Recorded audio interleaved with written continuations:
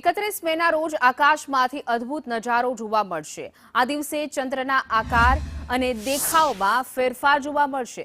જો ચંદ્ર પૃથ્વીની થોડી નજીક આવે તો તેને સુપર મૂન કહેવાય છે અને જ્યારે ચંદ્ર પૃથ્વીની સામાન્ય કરતાં થોડું વધુ દૂર જાય તો તે થોડું ઝાંખું પડી જાય છે અને દેખાવમાં પણ ફેરફાર જોવા મળે છે, જેને વિજ્ઞાનની ભાષામાં માઇક્રો બ્લુ મૂન કહેવાય છે।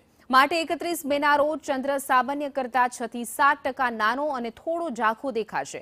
બપોરે 2 ને 15 વાગે આ દુર્લભ દ્રશ્યો જોઈ શકાશે।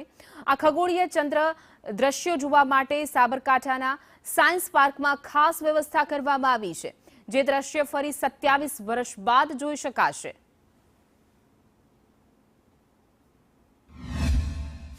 जो पूनम में एंड पृथ्वी जाकर के पेरी जी के पास होता है तो हमारा पास में है, उसी दिन चंद्रमा बहुत बड़ा दिखता है, इनका ब्राइटनेस होता है, इनका काफ़ी ग्लोरी भी बढ़ता है। सो दैट इज हमारा पॉपुलरली हम लोग इनको सुपर मून बताते हैं। जब ये 14% बड़ा होता है, 30% ब्राइट होता है, तो ये होता है। बट सेम मून जब सबसे दूर का जगह में, दूर पॉइंट में मीन से अपोजिट में पहुंचेंगे तो उसी टाइम में इनका ब्राइटनेस एंड इनका साइज थोड़ा कम हो जाएगा। सो सुपर मून के जगह में इनका नया नाम होगा माइक्रो मून। एक माइक्रो मून है एंड एक ब्लू मून है। तो ऐसा जो संजोग होता है ये बहुत रेयरेस्ट ऑफ द रेयर होता है।